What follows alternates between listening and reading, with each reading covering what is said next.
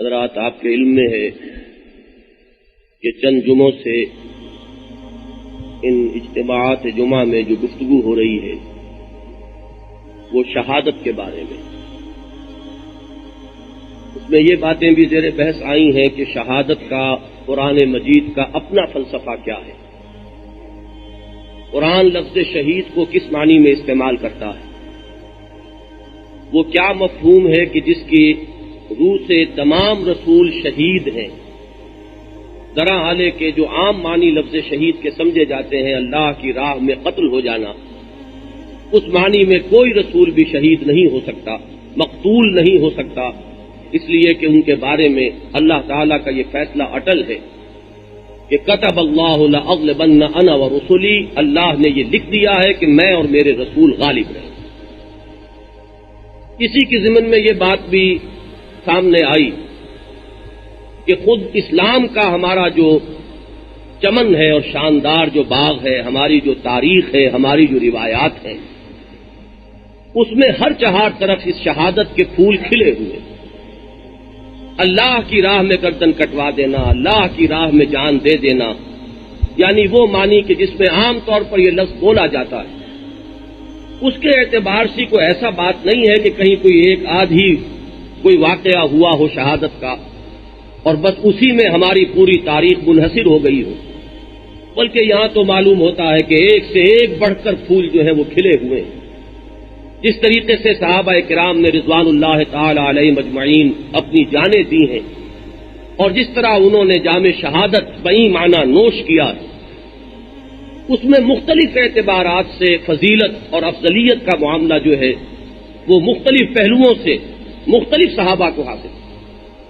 مثلاً ایک فضیلت وہ ہوتی ہے کہ جو اقدم ہونے کی بنیاد پر، الفضیلت للمتقدمین، جو سب سے پہلے کسی معاملے میں آگے بڑھے اور سب سے پہلے جس کا معاملہ ہوگا اس کی اپنی ایک فضیلت ہے۔ یہ فضیلت جیسا کہ میں نے پچھلی مرتبہ عرض کیا، یہ حضرت سمیہ رضی اللہ تعالی عنہا اور حضرت یاسر رضی اللہ تعالی عنہ یہ ان کے حصے میں آئی ہے۔ یہ وہ شرف ہے جو ان سے کوئی چھین ہی نہیں سکتا۔ جس طرح انہوں نے اپنی جان پر کھیل جانا منظور کیا، جان دے دینا اس کے لیے وہ آمادہ ہوئے، لیکن کوئی کلمہ کفر جو ہے زبان سے ادا کرنے کے لیے تیار نہیں ہوئے، اس کے باوجود کہ ہمارے دین میں اس کی بھی گنجائش ہے کہ اگر کوئی شخص صرف جان بچانے کے لیے کلمہ کفر کہہ دے، وَقَلْبُهُ مُطْمَئِنٌ عَلَى الْإِيمَانِ، اس کا دل جو ہے اطمینان پر قائم ہو، بالکل مطمئن ہو، تو یہ ایک ہیلا یا وقتی بہانہ اگر کوئی بنا کر اپنی جان بچا لیتا ہے تو رخصت موجود ہے۔ لیکن عزیمت کے راستے پر جن لوگوں نے شمع روشن کی ہیں، جن کی مثالوں سے خود ہمارے اندر ولولے پیدا ہوتے ہیں، ظاہر بات ہے کہ وہ مثالیں تو پھر عزیمت ہی کی ہیں۔ اس راہ میں ایک مقام اور ایک مرتبہ، وہ جو کہا کسی کہنے والے نے کہ یہ رتبہ بلند ملا جس کو مل گیا، ہر مدعی کے واسطے دار و رسن کہاں، یہ مقام جو ہے حضرت یاسر حضرت سمیہ رضی اللہ تعالی عنہما کو حاصل ہو گیا۔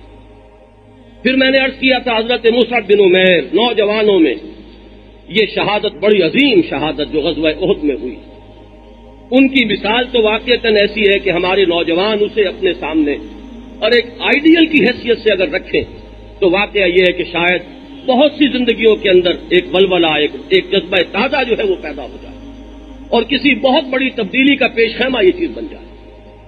پھر جہاں تک مظلومیت کا تعلق ہے، اور مظلومیت بھی اس حال میں ہو کہ ایک شخص وقت کی عظیم ترین مملکت کا فرما روا ہو، اس کے حکم پر لاکھوں کی تعداد میں افواج جمع ہو جائیں، اس لیے کہ ذہن میں رکھیے یہ کہ حضرت علی رضی اللہ تعالی عنہ کے عہد خلافت میں جو جنگیں ہوئی ہیں، تو جنگ صفین میں کتنے مسلمان جمع تھے؟ طرفین کو جمع کیجئے، 70,000 تو وہاں شہید ہوئے، اس سے آپ اندازہ کیجئے کتنی بڑی بڑی فوجیں تھیں جو آپس میں ٹکرائی، اور کوئی زیادہ فاصلہ تو نہیں، 2 سال ہے حضرت عثمان کی شہادت کے بعد۔ تو حضرت عثمان رضی اللہ تعالی عنہ کتنی تعداد میں افواج جمع کر سکتے تھے، اپنے تحفظ کے لیے کتنے اہتمام کر سکتے تھے، اس کا ذرا تصور کیجئے۔ لیکن یہ ہے کہ ایک بات جو انہوں نے کہی اور اس پر ڈٹ گئے کہ میں صرف اپنی جان کی حفاظت کے لیے، صرف یہ کہ اپنی جان کو بچانے کے لیے کوئی فساد برپا کروا دوں، کوئی خونریزی ہو جائے، اس کے لیے میں تیار نہیں. کسی کلمہ گو کی جان میں اپنی جان بچانے کے لیے، ختم کرنے کے لیے تیار نہیں. اس کے پاس وہ شہادت کا، وہ جو کلمہ شہادت ہے اس کی ڈھال موجود ہے، وہ اشہد ان لا الہ الا اللہ ہو، وہ اشہد ان محمد رسول اللہ کا کلمہ پڑھنے والا. میں سوچ رہا تھا علامہ اقبال کا وہ شعر، اس کا پہلا مصرع واقعتاً بہت عمدہ، کہ غریب و سادہ و رنگی ہے داستان حرم. یہ داستان حرم جو ہے، آپ کو معلوم ہے کہ اس کا آغاز حضور سے نہیں ہے صلی اللہ علیہ وسلم. خود علامہ اقبال نے دوسرے مصرعے میں اس کے آغاز جو کیا ہے تو وہ حضرت ابراہیم سے کیا. معمار اس حرم کے حضرت ابراہیم علیہ السلام ہے، تو نہایت اس کی حسین ابتدا ہے اسماعیل. ویسے اس بات کو ذرا آگے بڑھائیے، بات اس سے بھی آگے کی ہے. خانہ کعبہ کی تعمیر کے ضمن میں بھی ایک تحقیق یہ ہے کہ اس کے معمار اول حضرت آدم تھے. ان اول بیت وضع للناس للذی ببکہ. اب آپ سوچئے کہ کیا ممکن ہے کہ حضرت آدم سے لے کر حضرت ابراہیم تک اللہ کی عبادت کے لیے کوئی گھر ہی تعمیر نہیں ہوا ہوگا؟ اتنے جلیل القدر نبی آئے ہیں، حضرت شیس آئے ہیں، حضرت ادریس آئے ہیں، رسولوں میں حضرت نوح علیہ السلام جیسی عظیم شخصیت. تو کیا اللہ کی عبادت کے لیے کوئی گھر اس سے پہلے تعمیر ہوا ہی نہ ہوگا؟ یہ عقل میں بھی بات نہیں آتی. تو یہ روایت صحیح معلوم ہوتی ہے، یہ تحقیق درست معلوم ہوتی ہے کہ خانہ کعبہ کے معمار اول حضرت آدم علیہ السلام. تو میں آج سوچ رہا تھا، ایک عجیب بات سامنے آئی. قرآن مجید نے جس قدر اہتمام کے ساتھ حضرت آدم علیہ السلام کے دو بیٹوں کا واقعہ بیان کیا، وَاتْلُ عَلَيْهِمْ نَبَأَ ابْنَيْ آدَمَ بِالْحَقِّ إِذْ قَرَّبَا قُرْبَانًا فَتُقُبِّلَ مِنْ أَحَدِهِمَا وَلَمْ يُتَقَبَّلْ مِنَ الْآخَرِ قَالَ لَأَقْتُلَنَّكَ. دو بیٹے ہیں حضرت حابیل اور دوسرے کا نام قابیل ہے. دونوں نے کچھ قربانی کا اہتمام کیا، اور ابتدا میں یہ روایات سے ثابت ہوتا ہے کہ اللہ تعالیٰ کے ہاں کسی کی قربانی یا نذرانے کی قبولیت کے لیے ایک علامت بھی مقرر تھی، اور وہ علامت یہ تھی کہ غیب سے ایک آگ ظاہر ہوتی تھی جو اس قربانی کی چیز کو یا اس جو بھی نذر پیش کی جاتی تھی اسے کھا لیتی تھی. تو وہ آگ ظاہر ہوئی اور حضرت حابیل کی قربانی قبول ہو گئی. فَتُقُبِّلَ مِنْ أَحَدِهِمَا وَلَمْ يُتَقَبَّلْ مِنَ الْآخَرِ. دوسرے کی قربانی جو ہے وہ قبول نہیں ہوئی. اب اس سے بھی یہ ثابت ہوتا ہے کہ کوئی نہ کوئی واضح علامت ہونی چاہیے، ورنہ کیسے معلوم ہو میں نے بھی قربانی دی، آپ نے بھی قربانی دی، کیسے معلوم ہوا کہ یہ اللہ کے ہاں قبول ہو گئی اور یہ قبول نہیں ہوئی؟ تو کوئی نہ کوئی ظاہری علامت اس کی ہونی چاہیے، اور روایات سے معلوم ہوتا ہے کہ یہی اس کی علامت تھی.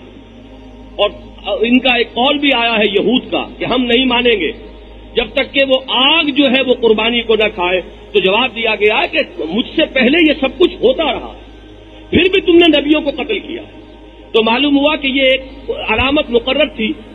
اب جس شخص کی وہ قربانی قبول نہیں ہوئی وہ آگ ہو گیا غصے میں، لال بھبو کا، اور اس نے دنیا میں یہ جان لیجئے کہ جرم کی اور سب سے زیادہ ظلم کی جو بنیاد ہے وہ حسد ہے. تکبر اور حسد میں سے دو چیزیں شمار ہوتی ہیں، لیکن تکبر جو ہے در حقیقت وہ ایک انسان کا سبجیکٹو احساس ہے، ایک داخلی احساس ہے، اور حسد جو ہے اس کا تعلق دوسرے شخص سے ہوتا ہے. کسی کے اندر یہ خوبی کیوں ہے، کسی کو یہ مقام کیوں مل گیا، کسی کو یہ رتبہ کیوں عطا ہو گیا، اس سے بھی کیوں نہ زائل ہو جائے، کیوں نہ سلب ہو جائے، یہ احساس جو ہے یہ حسد. اور تمام گناہوں کی اور غالب سب سے خاص طور پر جو آپس میں ظلم اور تعدی ہوتی ہے اس کی اصل بنیاد یہی حسد ہے. چنانچہ ابلیس لعین کا جو معاملہ تھا وہ حسد کا تھا. مجھ پر کیوں فوقیت دے دی گئی حضرت آدم علیہ الصلوۃ والسلام کو؟ خلقتنی من نار وخلقتہ من طین. بظاہر تو میں اس سے افضل ہوں، مجھے آگ سے تو نے پیدا کیا اور اس کو تو نے مٹی سے پیدا کیا، اور اس کے بعد مجھے حکم دیا جا رہا ہے کہ میں اس کے سامنے جھک جاؤں، تو میں جھکنے کے لیے تیار نہیں. تکبر اور حسد، ابا واستکبر وکان من الکافرین. وہی حسد کی آگ ہے جو قابیل کے سینے میں بھڑکی اور اس نے اس غصے کو نکالا. لاقتلنک، اپنے بھائی سے حابیل سے کہتا میں تجھے قتل کر کے رہوں. اب جواب سنیے.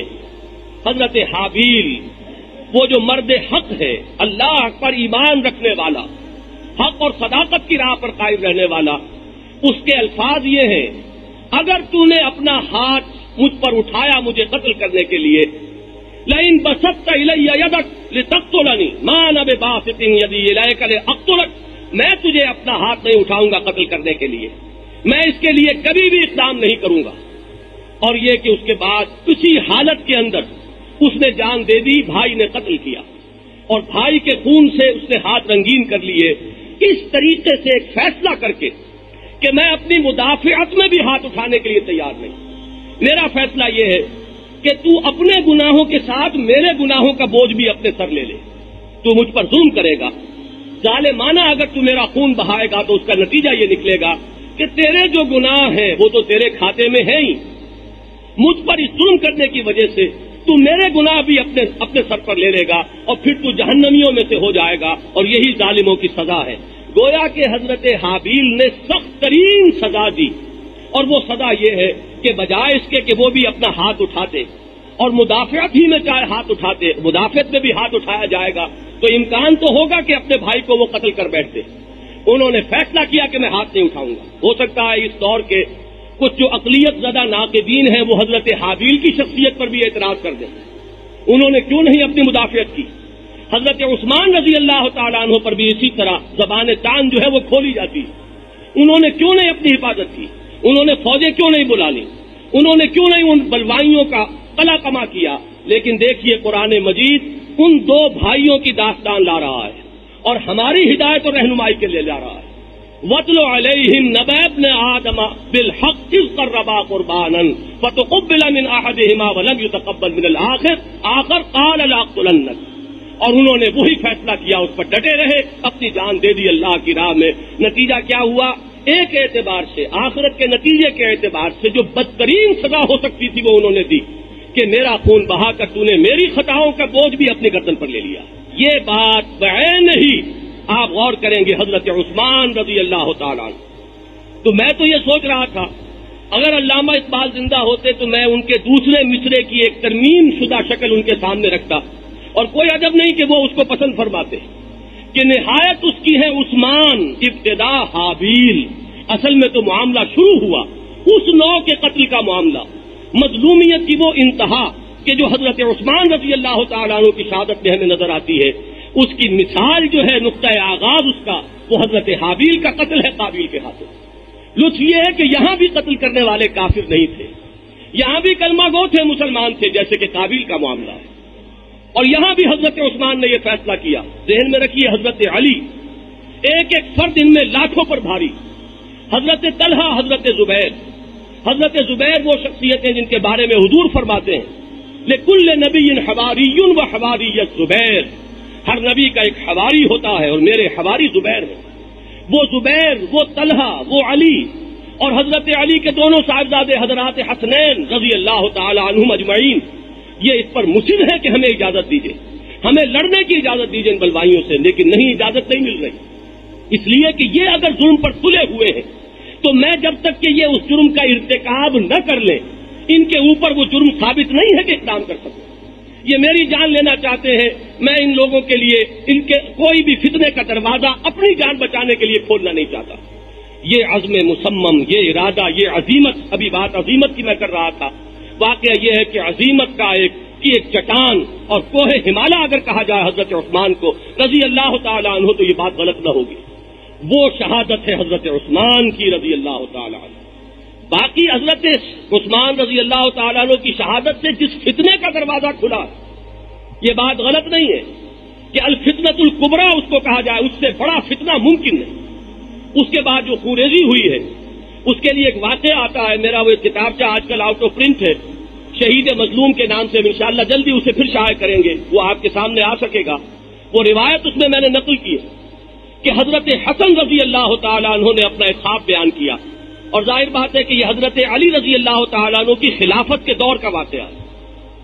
وہ خواب بیان کر رہے ہیں کہ میں خواب میں دیکھ رہا ہوں کہ اللہ تعالیٰ کا دربار لگا ہوا ہے، اللہ تعالیٰ عرش پر متمکن ہے، ایک پایا اس کا پکڑے ہوئے کھڑے ہیں محمد الرسول اللہ صلی اللہ علیہ وسلم۔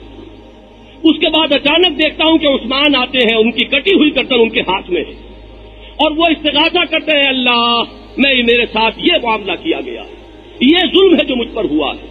اس پر عرش الہی تھرا اٹھتا ہے اور خون کے دو پرنالے جاری ہو جاتے ہیں عرش سے زمین تک.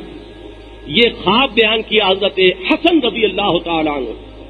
لوگوں نے کچھ کہا حضرت علی سے یہ آپ کے صاحبزادے کیا خواب بیان کر رہے ہیں؟ اس لیے کہ حضرت علی کی فوج میں وہ شامل تھے وہ لوگ کہ جنہوں نے حضرت عثمان کے خون کے ہاتھوں سے خون سے اپنے ہاتھ رنگین کیے تھے. اب ان کے لیے تو یہ خواب جو ہے یہ موت کا پیغام تھا.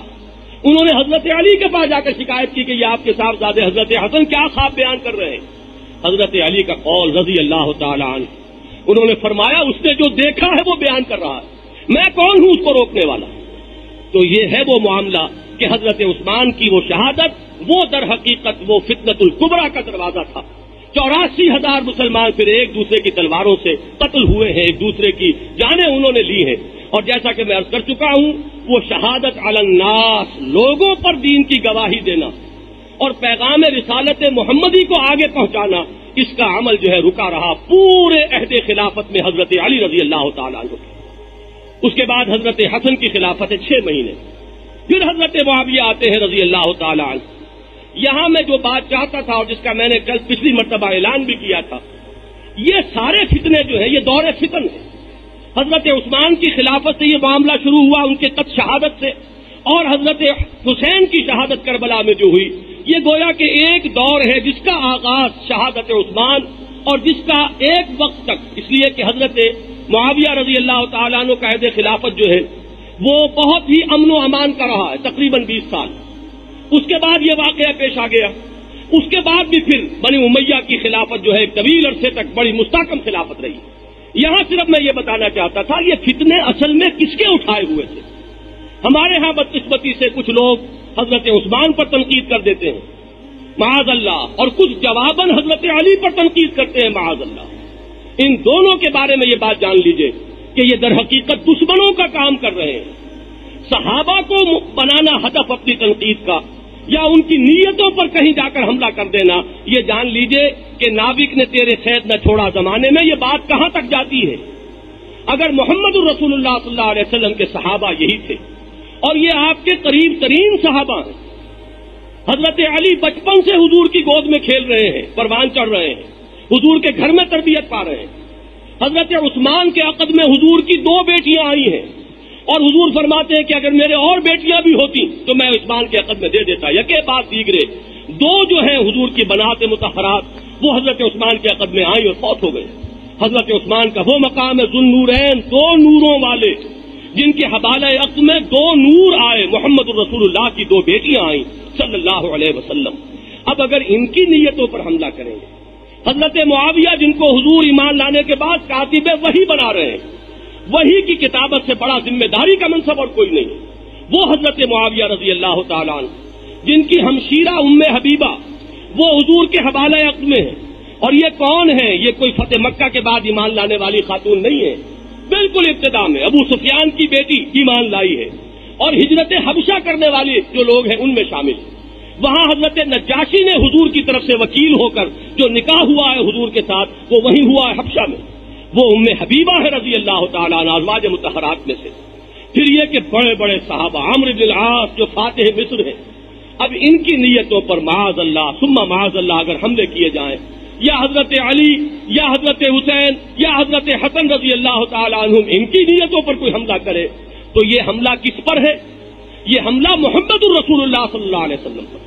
اس لیے کہ یہ لوگ حضور کے تربیت دیے ہوئے تھے، حضور کے شرف صحبت سے جنہوں نے فیض اٹھایا ہے، جن کی ساری تربیت کے اندر نبی اکرم صلی اللہ علیہ وسلم کی صحبت تاثیر صحبت جو ہے اس کو دخل حاصل. یہ وہ لوگ ہیں.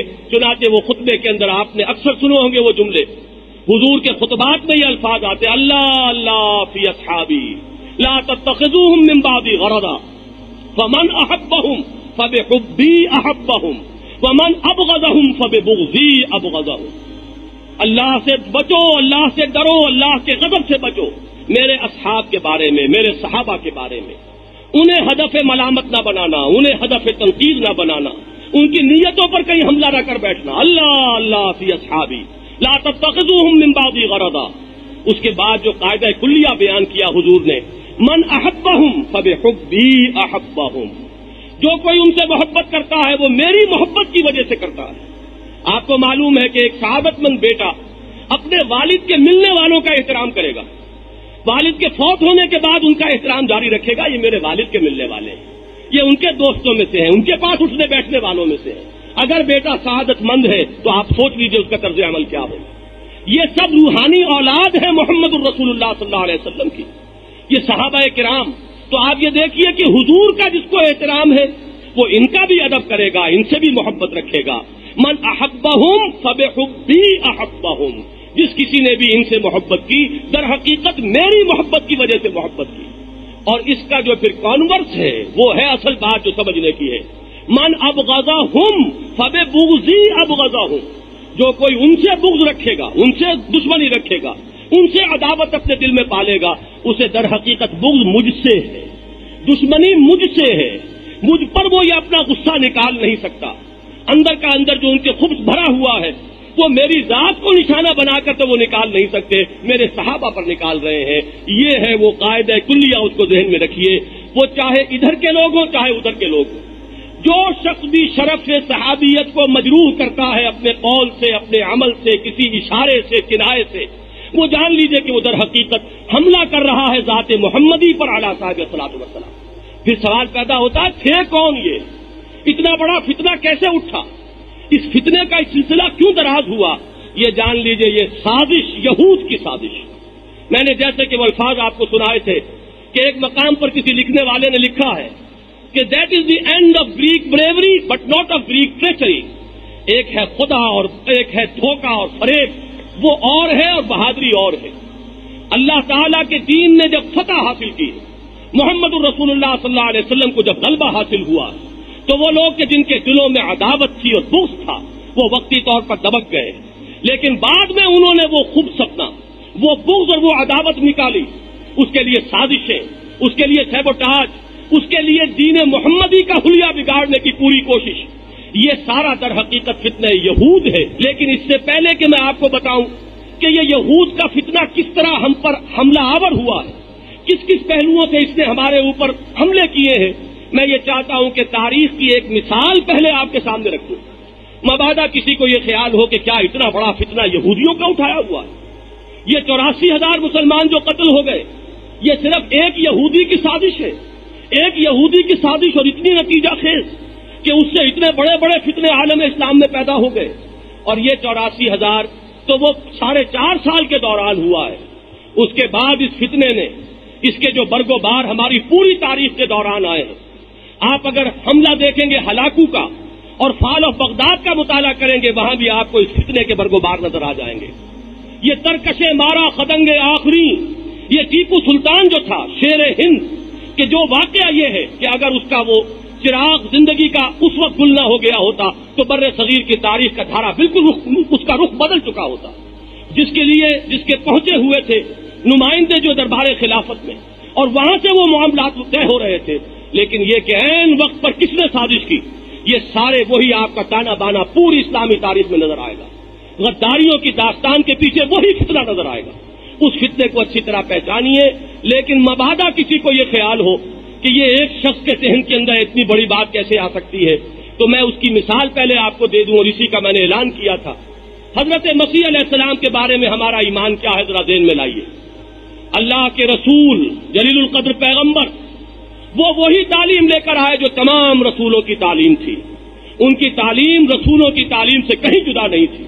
نعوذ باللہ ثم نعوذ باللہ، تثلیث کے بارے میں ہم ایک لہجے کے لیے یہ گمان نہیں کر سکتے کہ حضرت مسیح علیہ السلام کی طرف بھی اس کی کوئی نسبت ہے اس عقیدے کی، معاذ اللہ ثم معاذ اللہ۔ توحید کامل کی دعوت دینے کے لیے تمام رسول آئے، لیکن آج آپ دنیا میں دیکھیے ان کے نام لیوا، ان کو پوجنے والے، لیکن یہ کہ وہ سب کے سب بدترین شرک میں مبتلا ہو چکے۔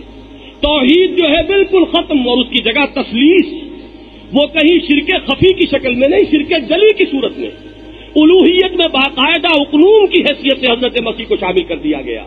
یہ کون سا درخیز ذہن تھا جس نے حضرت مسیح کے دین کی تعلیمات بالکل ختم کر کے رکھی، کہ آج جو ہے ڈھونڈیے، وہ جو کہا کسی نے کہ ڈھونڈ اب ان کو چراغ رخ زیبا لے کر، تو ذرا تلاش تو کیجئے، دنیا میں آپ کو کہیں نظر نہیں آئے گا کہ حضرت مسیح علیہ السلام کی جو اصل تعلیمات تھیں وہاں کہیں ان کا کوئی سراغ آپ کو مل جائے، ان کے نام لیواؤں میں کوئی ایک فرقہ ہی ایسا مل جائے کہ جو حضرت مسیح کی اصل تعلیمات پر ابھی تک کھڑا ہوا ہو۔ دور نبوی تک پھر بھی کچھ لوگ موجود تھے جن کی تعریف قرآن نے کی ہے، وہ قسیسین اور رہبان تھے، ان میں موحدین بھی تھے، لیکن یہ کہ 1400 سال اور بیت گئے۔ اس وقت تک تو یوں سمجھیے کہ ابھی 6 صدیاں بیتی تھی۔ حضور کی جو ولادت ہے وہ 571 عیسوی کی ہے، تو ابھی 6 صدیاں پوری نہیں بیتی تھی کہ وہ جو آفتاب ہدایت ہے محمد الرسول اللہ صلی اللہ علیہ وسلم کا وہ طلوع ہو گیا۔ تو 600 سال میں بگاڑ اتنا آ چکا تھا، تو اب اس کے بعد 1400 اور ایڈ کیجئے، اب تو 2000 برس ہونے کو آ رہے ہیں۔ نتیجہ یہ ہے کہ آج آپ کو پورے کرۂ ارضی پر حضرت مسیح علیہ السلام کی جو اصل تعلیمات تھی ان کا کہیں سراغ نہیں ملے گا۔ وہ ملے گا تو صرف قرآن مجید میں ملے گا، مسیح کے نام لیواؤں میں نہیں ملے گا۔ یہ سازش کیا تھی؟ ایک شخص جس کو پال کے نام سے دنیا جانتی ہے، میں نے ایک شخص کا بار بار یہاں تذکرہ کیا ہے جس نے وہ کتاب لکھی ہے دی 100، اس میں حضور کو وہ نمبر 1 پر لایا ہے تمام مشاہیر عالم میں۔ میں حیران ہوتا ہوں، اللہ تعالیٰ، میں نے پچھلی مرتبہ بھی آپ سے یہ عرض کیا تھا، اللہ تعالیٰ سے دعا کیجیے کہ اللہ تعالیٰ ان سچی باتوں کے کہنے کے طفیل اس شخص کو اسلام کی ہدایت دے دے۔ مسٹر ہارٹ، اس نے یہ لکھی ہے بات، بالکل صحیح بات، کہ حضرت مسیح علیہ السلام کی زندگی تک عیسائیت کی حیثیت یہودیت کی ایک جماعت یا یہودیت کے ایک فرقے کے سوا کچھ نہیں تھی۔ یہ وہی ایک سلسلہ ہے، سلسلہ بنی اسرائیل انبیاء کا۔ اس نے یہ بات لکھی ہے اور دوسری لکھی ہے کہ موجودہ مسیحیت جو ہے وہ ساری کی ساری ایجاد ہے سینٹ پال کی، اگرچہ اس نے تو لفظ سینٹ کی استعمال کیا ہے، لیکن یہ کہ یہ تسلیم کر رہا ہے کہ یہ ایجاد ہے سینٹ پال کی، ورنہ حضرت مسیح علیہ السلام کی طرف اس کی نسبت بالکل درست نہیں۔ اب ذرا 4 باتیں گن کر آپ یہ سمجھ لیجئے کہ کن کن پہلوؤں سے حضرت مسیح علیہ السلام کی اصل تعلیمات کو ختم کر کے اور اس کی جگہ بالکل نئے عقائد جو شامل کیے گئے۔ سب سے پہلی چیز ہمارے دین کی جڑ اور بنیاد وہ توحید، لیکن آپ کو معلوم ہے کہ حضرت مسیح علیہ السلام کی تعلیمات کو جس طرح مسخ کیا گیا، ان میں وہی توحید ہے کہ جس نے تثلیث کی شکل اختیار کی۔ اور آج بھی جو اناجیل 4 موجود ہیں ہمارے پاس، ان کے اندر الحمدللہ ثم الحمدللہ اس تثلیث کا کہیں کوئی نشان موجود نہیں۔ یہ سارے عقیدے بعد میں گھڑے گئے، لیکن یہ کہ تاریخ جو ہے اس بات کی گواہی دے رہی ہے، کامیابی جو ہے وہ اس کی ایک بڑی نمایاں مثال ہے کہ وہ اصل دین جو ہے وہ کتاب میں لکھے ہوئے ہونے کے باوجود دنیا میں اس کا نام و نشان نہیں، اور توحید کی جگہ تثلیث۔ عقیدہ آخرت ہمارے دین کی دوسری بہت اہم بنیاد، بلکہ ہمارے عمل پر تو آپ کو معلوم ہے کہ زیادہ اثر جو ہوتا ہے وہ عقیدہ آخرت کا۔ وہ اکاؤنٹیبلٹی کا لفظ وہ آپ کے ہاں بہت چلا ہے بہت عرصے تک، اس کو ذرا ذہن میں تازہ کیجئے۔ یہ آخرت کی اکاؤنٹیبلٹی کا احساس اگر ہوگا تبھی انسان کا کردار درست ہوگا، ورنہ یہ ہے کہ عقیدہ توحید بھی ہو سکتا ہے کہ وہ ذات و صفات کی ایک بحث، علمی بحث بن کر رہ جائے، جب تک کہ باس پرس کا احساس نہ ہو۔ ان الی ربک الرجعا، اپنے رب کی طرف لوٹ کر جانا ہوگا، محاسبہ ہوگا۔ اما من خاف مقام ربہ ونہى النفس عن الہوى، وہ شخص کے جو اپنے رب کے حضور میں کھڑے ہونے سے ڈرتا رہا، لرزتا رہا کہ جواب دہی کرنی ہوگی، ایک ایک عمل اور ایک ایک قول کی جواب دہی کرنی ہوگی، یہ عقیدہ آخرت۔ لیکن اس کا جس طریقے سے اس کی تاثیر ختم کی گئی، وہ ٹھیک ہے، ریزریکشن کو مانتے ہیں وہ لوگ بھی، ایک ہے باس بعد الموت، لیکن یہ کہ اس کی تاثیر ختم ہو گئی جب عقیدہ کفارے کا آ گیا۔ جو بھی حضرت مسیح کو مان لے اس کے تمام گناہوں کی طرف سے پیشگی کفارہ حضرت مسیح دے چکے ہیں۔ یہ کھلا لائسنس ہے، کھلی چھوٹ ہے، اب جو چاہو کرو۔ تم نے جب مسیح کو مان لیا، اس کے نام لیوا ہو گئے، تو وہ تو تمہارے تمام گناہوں کا پیشگی کفارہ دے چکے، اپنا خون بہا کر اور اپنی جان دے کر وہ سولی پر چڑھ گئے، تمام ماننے والوں کی طرف سے کفارہ بن گئے۔ آپ اندازہ کیجئے کہ دونوں جو عقیدے ہیں، توحید وہ ختم، عقیدہ آخرت وہ ختم، رسالت کے عقیدے کو اس طرح ختم کیا۔ حضرت مسیح علیہ السلام جو رسول تھے، جب وہ الوہیت میں شامل ہوئے، جگہ جو خالی ہوئی تو اب یہ لوگ خود رسولوں کی حیثیت اختیار کر لی۔ یہ آپ کو رسولوں کے مکتوب اناجیل کے اندر اب بھی ملیں گے۔ چوتھا سب سے بڑا حملہ کیا شریعت پر، کہ انجیل میں آج تک یہ الفاظ موجود ہیں سرمن آف دی ماؤنٹ میں، کہ یہ نہ سمجھنا کہ میں شریعت موسوی کو ختم کرنے آیا ہوں، یہ شریعت موسوی ہرگز ختم نہیں ہوگی، میں اس کو پورا کرنے آیا ہوں، ختم نہیں کرنے آیا۔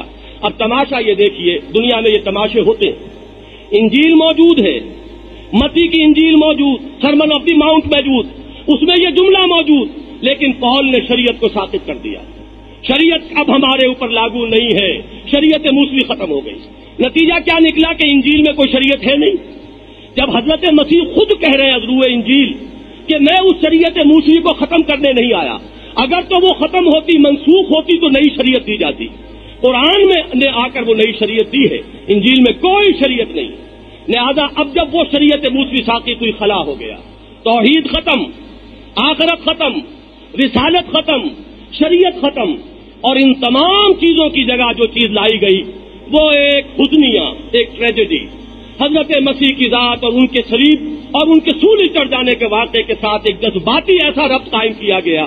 جذبات آپ کو معلوم ہے وہ چیز ہے کہ جب یہ جوش مارتے ہیں تو عقل اور خرد جو ہے انسان کی وہ ان کے نیچے دب جاتی ہے. جذبات کا سیلاب آیا، لہذا پورا مذہب جو ہے وہ اب ایک صرف حزنیے، ایک ٹریجڈی کے گرد گھوم رہا ہے. میں اس وقت عیسائیت پر تنقید کے لیے یہاں نہیں کھڑا ہوں. جو بات بتانا چاہتا ہوں وہ یہ ہے کہ کس طریقے سے رسولوں کی اصل تعلیمات کو ختم کیا گیا، کس قدر ذہین لوگ تھے جنہوں نے یہ سازشیں کی ہیں. حضرت مسیح علیہ السلام کی دشمنی ان کی زندگی میں جس حد تک کی، ان کے رفع سمائی سے پہلے ان کو کافر قرار دیا یہودی علماء نے، انہیں مرتد قرار دیا، انہیں جادوگر قرار دیا، انہیں واجب القتل قرار دیا. پیلاٹس پونٹس کے بارے میں تاریخ بتاتی ہے کہ اس نے اپنے ہاتھ دھو لیے تھے.